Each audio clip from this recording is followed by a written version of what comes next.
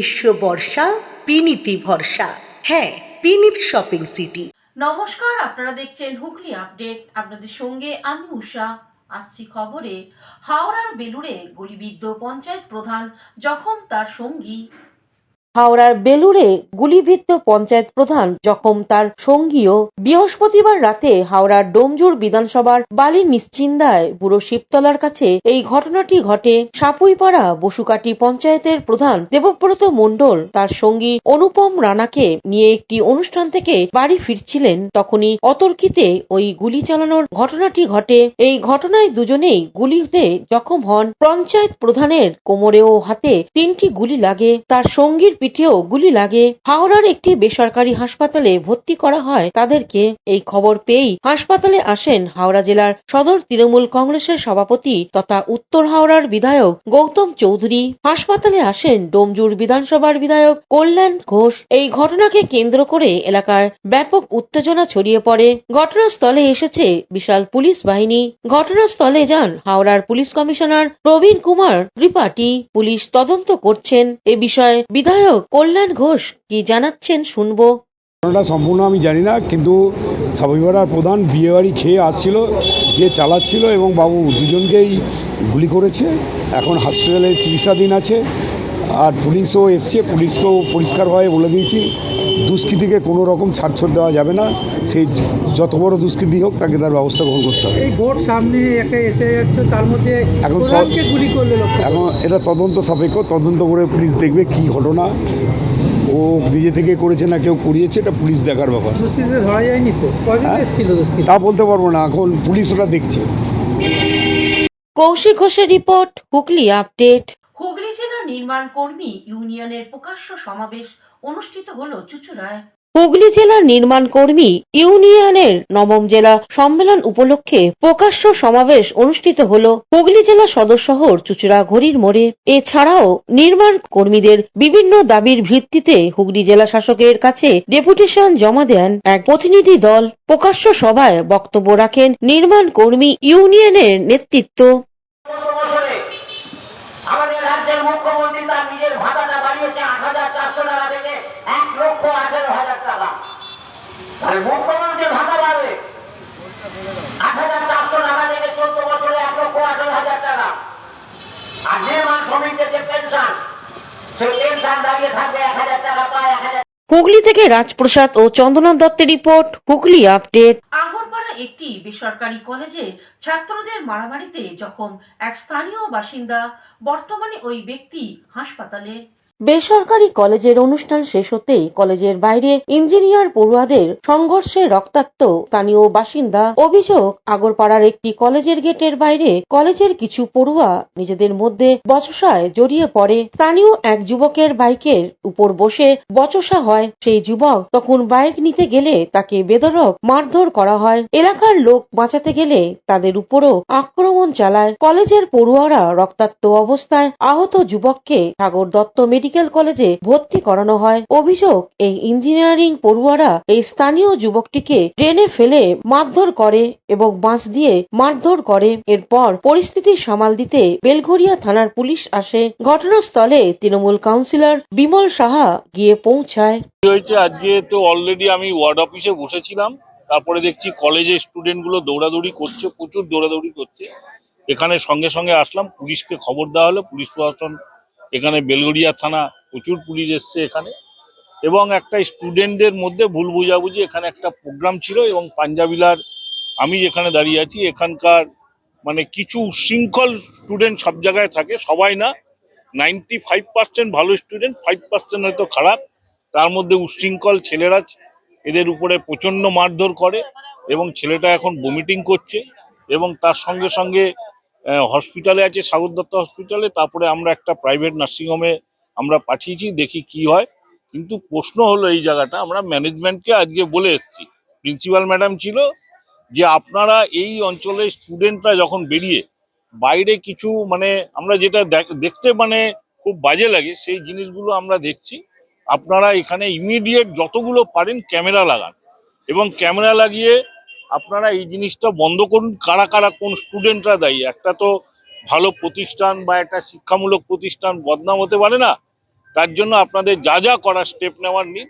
Management হয়তো কিছু student এরম আছে, স্টুডেন্টের গার্জেনরা এসে মাঝে মাঝে যতটুকু খবর পেলাম ধুমকি দেয়। আমরা বললাম যে আপনাদের পাশে আমরা আছি, আপনারা একদম কড়াকড়িভাবে স্টেপ নিন। কড়াকড়ি স্টেপ না নিলে কলেজের কিন্তু আজকে যে কলেজটা সুনামের সঙ্গে চলছে সেটা কিন্তু বদনাম হয়ে যাবে। তাই এখন দুজন আক্রান্ত হয়েছে, আরো অনেক বেশি হতে পারতো, কিন্তু যেটা হয়েছে মারাত্মক আকারে মানে ধারণ করতো। পুলিশ প্রশাসন সঙ্গে সঙ্গে এসে গেছে, আমরা এসে গেছি, যতটা পেরেছি পাড়ার ছেলেদের সবাইকে শান্ত করার চেষ্টা করেছি, যতটা পেরেছি, যাতে এলাকার মধ্যে এরকম ঘটনা আর ফার্দার না ঘটে। তার জন্য শান্তি শৃঙ্খলার জন্য যা যা করার দরকার পুলিশ প্রশাসনকেও বলেছি, সেটা আমরা করব। Bureau report, Hooghly update. এখন নিয়ে নেব বিজ্ঞাপন বিরতি। বিরতির পর ফিরে আসছি খবরে।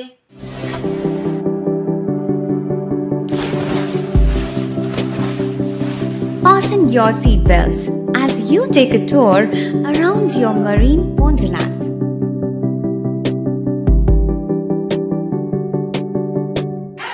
Spend a day at Aqua Marina and enjoy an array of water slides that give you butterflies in your tummy.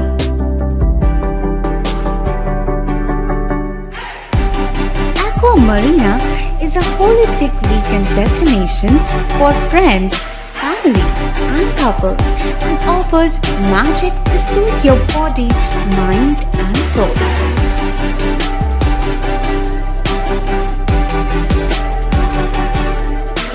Aqua Marina, your customized magician.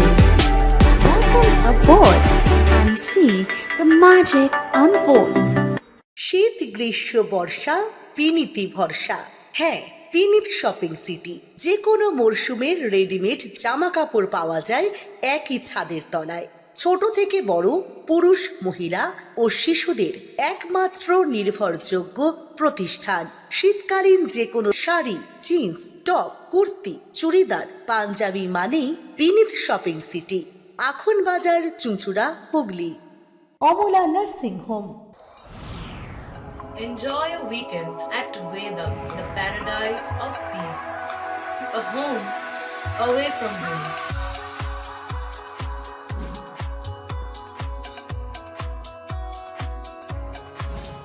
See yourself resonating with the nature. Vedam welcomes you to create your best memories. বিরতির পর ফিরে এলাম খবরে। 11 বছরের নাবালিকাকে ধর্ষণের অভিযোগে এক ব্যক্তি গ্রেপ্তার শ্রীরামপুরে। প্রথমে খাবারের প্রলোভন, শেষে ভয় দেখিয়ে 11 বছরের নাবালিকাকে ধর্ষণের অভিযোগ কাঠগড়ায় প্রতিবেশী যুবক। ঘটনাকে কেন্দ্র করে ব্যাপক উত্তেজনা শ্রীরামপুরে। নির্যাতিতার পরিবারের অভিযোগ, গত 3-4 দিন ধরেই প্রতিবেশী ওই যুবক চকলেটের লোভ দেখিয়ে বাড়িতে ডেকে নিয়ে যায়। সেখানেই ভয় দেখিয়ে চলে অকথ্য নির্যাতন। ঘটনার কথা যাতে কাউকে না বলা হয় সে বিষয়েও বারবার হুঁশিয়ারি দিতে থাকে, কিন্তু একাধিকবার ধর্ষণের জেরে কিশোরীর শারীরিক অবস্থা ক্রমেই খারাপ হয়ে পড়ে। শুরুতে সে কাউকে কিছু না বললেও শেষ পর্যন্ত মঙ্গলবার মায়ের কাছে সবটা খুলে বলে। এদিকে নাবালিকার মা লোকের বাড়িতে বাড়িতে পরিচালিকার কাজ করেন। দিনের বেলায় নাবালিকা বাড়িতে একাই থাকতো। সেই সুযোগেই প্রতিবেশী যুবক এই কাণ্ড ঘটিয়েছে বলে জানা যাচ্ছে। গ্রেপ্তার করা হয় অভিযুক্ত যুবককে। পক্সো আইনে রুজু হয়েছে মামলা। গ্রেপ্তারের পরই পুলিশ মঙ্গলবার ধৃতকে শ্রীরামপুর আদালতে তোলেন। বিচারক আপাতত অভিযুক্তের জেল হেফাজতে নির্দেশ দিয়েছেন। শুনলাম মেয়েটাকে এরকম 3-4 দিন নিয়ে গিয়ে এরকম করা হয়েছে। আর আমি যেদিনকে লাস্ট দিন নিয়ে যাচ্ছে সেদিনকে আমি সামনে দোকানে দাঁড়িয়েছিলাম। এখানে একটা গুমটি দোকান আছে, ওখানে দাঁড়িয়েছিলাম। রাজ এসে ডাকলো, ডেকে কী করলো, সোজা এসে বাড়িতে ঢুকে গেল। ঢুকে গিয়ে ওকে ডেকে নিয়ে চলে গেল। এবার ঠাকুমা হচ্ছে মেন। ঠাকুমা ওই ঠাকুমাকে বলে সব কথা একে নিয়ে যায়। নিয়ে গিয়ে বলে কি দোকান করতে হবে, এই করতে হবে। ওর জন্য ওরা কি করে, দোকানের নাম করে নিয়ে যায়, নিয়ে গিয়ে ওদের ঘরে বসায়, এই সব কাজ করে। এবার ছেলেটার মনের ভেতরে যে এত কুবুদ্ধি, এত নোংরা, কিন্তু এরা অন্য লোককেও ফাঁসাতে জানে, আবার নিজেরাও ফাঁসতে জানে। এরা কিন্তু চরম মানে মারাত্মক ছেলে একদম। এদের বাড়ির ফ্যামিলি একটাও কেউ ভালো না, না মা, না বোন, না ছেলে, না বউ। আর ওই ছেলের একটা মেয়ে রয়েছে এর বয়সী, এই যে মেয়েটাকে করেছে এরকম, সে এর মতনই ওরা একটা মেয়ে রয়েছে। আমরা চাই যে ছেলেটার জন্য উচিত শাস্তি দেওয়া হোক। একটা ঘটনা প্রতিবেশী হিসেবে কি চাই, মানে কেমন ভয় লাগছে না আপনাকে? ভয়, আমাদের পাড়ায় কত বাচ্চা কাচ্চা রয়েছে, ওকে যদি ছেড়ে দেওয়া হয়, প্রশাসন যদি ছেড়ে দেয়, কোর্ট যদি ন্যায় বিচার না করে, যদি ছেড়ে দেয়, তাহলে পরে আমাদের তো মানে রাস্তাঘাটে বাচ্চাদের তো বের করানো যাবে না। ছেলেটা কোনো কাজকর্ম করতো না, ওয়ার্ল্ড হাসপাতালে অ্যাম্বুলেন্স চালাতো, ওর বাবার যেহেতু সোর্স ছিল, ওর বাবা কাজ করতো। আর ওদের যে আত্মীয় আছে, জ্যাকি বলে ওর কাকা, ওখানে মানে মর্গে কাজ করে, তার জন্যে ওর বাবার সোর্সে, কাকার সোর্সে ও অ্যাম্বুলেন্স চালাতো। এখন ও টুকিটাকি কাজ করে, আমরা জানি না। হ্যাঁ, ওর মাও আমাকেও বলেছে যে টাকার লোভ দেওয়া আছে। আমরা বলেছি যে টাকা নেবে না, টাকা যদি তুমি নাও, ওর মাকে বলেছি, তাহলে খুব খারাপ অবস্থা হবে। ভয় দেখাচ্ছে বলছে? হ্যাঁ, ভয় দেখাচ্ছে, ওর মা বলেছে যে ভয় দেখাচ্ছে। আমরা শুনেছি, আমরা ওর মাকে একটাই কথা বলেছি, মেয়ের আগে প্রতিবাদ চাও, আগে মেয়ের প্রতিবাদ চাও, তারপরে তুমি যা করার করো, টাকাটা আগে না, আমার মেয়ের ইজ্জতটা আগে। ওইটুকুনি ছোট মেয়ে, সে এখনো কিছু বোঝে না। এবারে আমি কাজ করি, যখন ওদেরকে এই জিনিসটা আমরা বলেছি, তখন ওর কাকারই ছেলে ওইটা, ও আমাকে বলেছিল সে সময় সাথ দেবে। হ্যাঁ, তারপরে কোর্টের সামনে আমার ফ্যামিলিরাও ছিল, সবাই ছিল ওইখানে আমাকে বলছে কি, তুমি তো গরিব মানুষ, তোমার দুটো কিস্তি চলে। হ্যাঁ, আমরা নিজেদের মতো আলোচনা করেছি কি তোমাকে যা টাকা পয়সা দিয়ে হবে, তুমি সব দিক থেকে রেহাই পেয়ে যাবে, আমার তো টাকাটা বড় নয়। কৌশিক ঘোষের সঙ্গে চন্দনা দত্তের রিপোর্ট, হুগলি আপডেট। রাজ্যে এসআইআর এর প্রয়োজন আছে, একান্ত সাক্ষাৎকারে জানালেন লিগাল এড ফোরামের সাধারণ সম্পাদক তথা সুপ্রিম কোর্টের আইনজীবী জয়দীপ মুখার্জি। হচ্ছে আমাদের নির্বাচন কমিশনের আন্ডারে এটা হয় এবং প্রতি বছরই এটা দেশেতে সারা পৃথিবীতেই এটা এসআইআর হয় এবং ভারতবর্ষও তার ব্যতিক্রম নয়। এবং এসআইআর এর মাধ্যম দিয়ে যারা মৃত ভোটার, যারা অযোগ্য ভোটার, যাদের নাম কোনোভাবে দু জায়গায় আছে এবং যারা এদেশের বৈধ ভোটার নয়, তাদের নামকে বাদকরণ করা হয়, মানে সেখান থেকে বাদ দিয়ে নতুন স্বচ্ছ ভোটার লিস্ট তৈরি করা হয়। পশ্চিমবাংলাতেও এই কাজ চলছে, এটা নতুন কিছু নয়। এর আগেও 2002 সালে এসআইআর হয়েছিল এবং এসআইআর হওয়ার ফলে স্বচ্ছ ভোটার লিস্ট তৈরি হয় এবং স্বচ্ছ ভোটার লিস্টের ভিত্তিতে ভোট হয়। কারণ বহু মানুষ মৃত মারা যায় এবং বহু মানুষ যাদের নাম বিভিন্ন জায়গায় 2-3 জায়গায় থাকে, তাদেরকে নামগুলো বাদ দেওয়া হয়।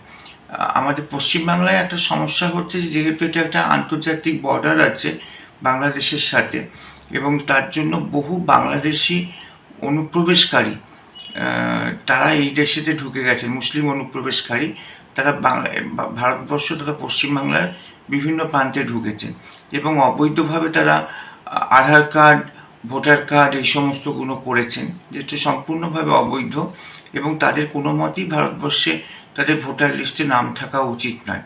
এবং সেই জন্যই এই এসআইআর করার মধ্যে দিয়ে যে লিস্ট তৈরি হচ্ছে, যে মৃত ভোটার এবং যারা অবৈধ বাংলাদেশি যারা এবং যারা এসেছেন এখানে বাংলাদেশ থেকে, রোহিঙ্গারা, তারা যে এসে এখানে ভোটার লিস্টে নাম তুলেছেন, এদেরকে নামটা বাদ দেওয়াকরণ চলছে। আমি আশা করব যে পশ্চিমবাংলায় প্রায় 50 লক্ষের কাছাকাছি মৃত ভোটার আছে এবং 20 বছরে, লাস্ট 20 বছরে, এবং তার সাথে হচ্ছে আপনার প্রায় বাংলাদেশি মুসলিম অনুপ্রবেশকারী আছে, রোহিঙ্গা আছে, এদের প্রত্যেকের নাম বাদ দিয়ে দেওয়া হোক এবং স্বচ্ছ ভোটার লিস্ট তৈরি করা হোক। হুগলি জেলার বিভিন্ন বিধানসভার কেন্দ্রে এসআইআর এর কাজ খতিয়ে দেখলেন মন্ত্রী অরূপ বিশ্বাস। হুগলি লোকসভা কেন্দ্রে বিভিন্ন ওয়ার্করুমে এসআইআর সংক্রান্ত প্রস্তুতি ও কাজের অগ্রগতি খতিয়ে দেখেন হুগলির অবজারভার তথা পশ্চিমবঙ্গ সরকারের মন্ত্রী অরূপ বিশ্বাস। তিনি সপ্তগ্রাম বিধানসভার বিভিন্ন ওয়ার্করুম পরিদর্শন করেন। পরে উপস্থিত হন পান্ডুয়া বিধানসভাতেও প্রতিটি কেন্দ্রেই কত শতাংশ কাজ সম্পন্ন হয়েছে তা বিস্তারিত পরিসংখ্যান নেন তিনি। সপ্তগ্রাম ও পান্ডুয়ার পাশাপাশি চুঁচুড়া বিধানসভার ওয়ার্করুমেও পৌঁছান মন্ত্রী। চুঁচুড়ার পরিদর্শনে তার সঙ্গে ছিলেন হুগলির সাংসদ রচনা ব্যানার্জি, জেলা পরিষদের সভাধিপতি রঞ্জন ধারা, চুঁচুড়ার বিধায়ক অসিত মজুমদার, ধনিয়াখালীর বিধায়ক অসীমা পাত্র, চাপদানির বিধায়ক অরিন্দম গুইন সহ তৃণমূল কংগ্রেসের ব্লক ও শীর্ষ নেতৃত্বরা। চুঁচুড়া ওয়ার্করুম পরিদর্শন শেষে মন্ত্রী অরূপ বিশ্বাস এক সাক্ষাৎকারে জানান, ষড়যন্ত্রের বিরুদ্ধে তৃণমূল কংগ্রেসের কর্মীরা মমতা বন্দ্যোপাধ্যায়, অভিষেক বন্দ্যোপাধ্যায়ের নির্দেশে সবাই রাস্তায় নেমেছে। আমাদের একটাই লক্ষ্য, যাতে একটাও বৈধ ভোটার বাদ না যায়, এবং যদি ইলেকশন কমিশন এবং বিজেপি যে ষড়যন্ত্র চালু করেছে একটা বৈধ ভোটারের নাম বাদ দেয়, তাহলে আমরা জীবন দিয়ে লড়াই করি। অভিষেক বন্দ্যোপাধ্যায় বলছে যদি একটা ভোটারের নাম বাদ যায় তাহলে আমরা অবশ্যই আমাদের নেতা যেটা বলেছেন আমরা তার সঙ্গে, আমরা দলের সৈনিক। মমতা বন্দ্যোপাধ্যায়, অভিষেক বন্দ্যোপাধ্যায় যা বলবেন আমরা সেই পথেই এগো, কারণ আমরা তো গণতন্ত্রের জন্য লড়াই করছি। গণতন্ত্রে প্রত্যেকের ভোটাধিকার প্রয়োগের অধিকার আছে। আজকে ইলেকশন কমিশন বিজেপির কথায় সেই অধিকার কেড়ে নেওয়ার চেষ্টা করছে। অভিষেক বন্দ্যোপাধ্যায়ের নির্দেশের পরেও দেখা গেল বলাগড় এবং উত্তরপাড়ার বিধায়ক তারা ওয়ার্করুমে এলেন না। না, সবাই এসছেন। এসব বাজে কথা আপনারা গল্প করেন, আপনাদের গল্প আপনারা করুন না। আরে আমাদের দল ইউনাইটেড, আবার দেখবেন 250 আমরা পেরিয়ে আবার এখানে আসবো, সবাই আছে। তো কত গল্প করতেন রচনার অসিতকে নিয়ে, কোথায় গল্প শেষ? আপনারা গল্প করে যান, আমরা কাজ করে যাই। হুগলি থেকে পানুপালের সঙ্গে চন্দ্রনাথ দত্তের রিপোর্ট, হুগলি আপডেট। সপ্তগ্রাম বিধানসভা এলাকায় কমিউনিটি গার্লস স্যানিটারি কমপ্লেক্স ও অঙ্গনওয়াড়ি কেন্দ্রের উদ্বোধন হলো। সপ্তগ্রাম বিধানসভার এলাকায় মহানাদ রামকৃষ্ণ হাই স্কুলের নবনির্মিত কমিউনিটি গার্লস স্যানিটারি কমপ্লেক্স ও অঙ্গনওয়াড়ি কেন্দ্রে আনুষ্ঠানিক উদ্বোধন হলো। উল্লেখযোগ্য, হুগলি লোকসভা কেন্দ্রের সাংসদ রচনা ব্যানার্জির এলাকা উন্নয়ন তহবিল থেকে অর্থ বরাদ্দ করা হয়েছে। উদ্বোধনী অনুষ্ঠানে উপস্থিত ছিলেন সাংসদ রচনা ব্যানার্জি, বিধায়ক তপন দাশগুপ্ত, ব্লক সভাপতি সুভাষ ঘরা, পঞ্চায়েত সভাপতি দেবব্রত দাস, জেলা পরিষদ সভাধিপতি রঞ্জন ধারা, সংখ্যালঘু সেলের সভাপতি আক্তার রহমান সহ অন্যান্যরা। বক্তব্য রাখতে গিয়ে সাংসদ রচনা ব্যানার্জি ও বিধায়ক তপন দাশগুপ্ত জানান, আমার কাজে রয়েছে আপনাদের সকলের ব্লক সভাপতি এবং এখানে বিডিও সাহেব রয়েছেন এবং আমাদের তৃণমূল কংগ্রেসের সব মানুষরা রয়েছেন এখানে। তার উপরে আপনারা সবাই এখানে রয়েছেন, যাদের অগাধ বিশ্বাস, অগাধ ভালোবাসা, অগাধ আশীর্বাদ আমার উপরে রয়েছে। তাই জন্যই কিন্তু আজকে আমি ঠাকুরের আশীর্বাদে আপনাদের সকলের সাংসদ হতে পেরেছি। আপনাদের ভালোবাসা না থাকলে আমি সাংসদ হতে পারতাম না। আপনারা সবাই ভোট দিয়েছেন, ভালোবেসেছেন, আশীর্বাদ করেছেন, তাই জন্য সকলের সামনে আজকে এখানে দাঁড়িয়ে রয়েছি।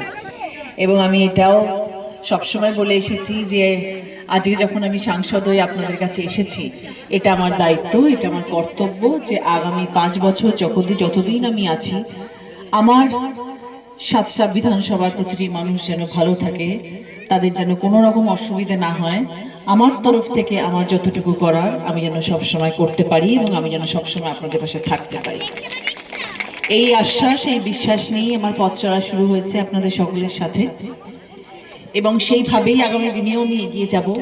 সেই জন্য আমি সবসময় খবর রাখি যে কখন কি প্রয়োজন, কার কাছে কোন জিনিসটা আগে পৌঁছালে তারা উপকার পাবে। আমাকে সুভাষদা বলেছিলেন, তপনদা বলেছিলেন যে আমাদের এই বেতা পশ্চিম হারিটে একটি আঙ্গনবাড়ি হলে খুব ভালো হয়, এখানকার ছোট ছোট শিশুরা, বাচ্চারা একটা ভালো স্কুল পেলে খুব ভালো হয়, কারণ এখানে ত্রিপলের তলায় সব বাচ্চারা পড়াশোনা করে। গরমে অসুবিধে হয়, বৃষ্টিকালে অসুবিধে হয়, জল পড়ে, ঠান্ডাতে বাচ্চারা কষ্ট পায়। তো একটা আঙ্গনবাড়ি যদি আপনি আমায় করে দেন তাহলে খুব ভালো হয়। আমি তখন বলেছিলাম নিশ্চয়ই করে দেবো। তো এবারে আমি আপনাদেরকে 10,90,000 টাকা খরচা করে আমার এমপি ল্যাড সাংসদ তহবিলের টাকা থেকে আমি এই আঙ্গনবাড়িটা এত ভালো প্রোগ্রাম এটা হয়, তারপরে তাকে বিভিন্ন জায়গাতে যেতে হয়, বিদেশে যেতে হয়, তারপরে এখানে যেভাবে টাইম নিচ্ছে তার জন্য আমি আন্তরিক কৃতজ্ঞতা, ধন্যবাদ জানাচ্ছি। এবং আজকে এখানে অরূপ বিশ্বাস আমাদের বিদ্যুৎ মন্ত্রী এসছে, আমি তার সঙ্গে বাঁশবেড়িয়া এবং কুন্তিঘাটে ছিলাম বিডিপিএস এ, তারপর আমি এসছি আমার বোনের এই প্রোগ্রামের জন্য। তাই বেশি বক্তৃতা রাখছি না। আরো 3টে অঙ্গনারী আমাদের এই ব্লকে হবে, সিবিও সাহেব জানেন, ওটা আমি অলরেডি টাকা দিয়ে দিয়েছি, তাড়াতাড়ি কাজ শুরু হবে। আর একটা আজকে শুভ দিনে আমি কাউকে গালিগালাজ করতে চাই না, কিন্তু একটা কথা বলতে হবে, সামনে নির্বাচন আছে। যারা বাংলায় 34 বছর কিছু করেনি, আর একটা হচ্ছে বিজেপি পার্টি বলছে মুসলমানদের বাংলাদেশে পাঠিয়ে দেবো, ওর বাবার সম্পত্তি আছে পশ্চিমবাংলা, ভারতবর্ষ। এটা মমতার রাজ্য, এখানে সবাই হিন্দু মুসলিম ছোটবেলার থেকে আমরা যেরকম ভাই বোন হিসাবে আছি, এখানে সবাই সেইভাবে থাকবে। মোদির যদি ক্ষমতা থাকে এখান থেকে কাউকে তাড়িয়ে দেবে বাংলাদেশে, হিম্মত যদি থাকে। আর বিজেপিদের বলছি যে বাড়াবাড়ি করবেন না, এখানে আমি 15 বছর আমি এমপি এমএলএ আছি, মানুষ ভালো বসেছে বলে আমি 3বার ভোটে জিতেছি। এবং আপনারা জানেন আগের পোলবা কি ছিল, আর এই পোলবা ব্লক থেকে শুরু করে আমার বিধানসভায় কত রকম উন্নয়নমূলক কাজ করেছি। নতুন করে আমার মুখ দিয়ে আমি বলতে চাই না, তার মধ্যে আমার বোন আমার সঙ্গে আছে, প্রচুর কাজ হবে, আরো অনেক কাজ হবে। আর নির্বাচনে অনেকে বলছে দিদি আর আসবে না, ফেসবুক করছে দিদি আসবে না, 110টা সিট পাবে। আমি বিজেপিদের বলি যে মূর্খের সঙ্গে বাস করছে, দিদি আবার 280 সিট দিয়ে আবার বাংলার মুখ্যমন্ত্রী হবে, এর মধ্যে কোনো মিথ্যাচার নেই। গ্রামের সংখ্যালঘু মানুষ, গ্রামের গরিব মানুষ, সিলটাই ভাই বোনেরা, তারা জিতিয়ে এনেছে তৃণমূলকে ক্ষমতায়।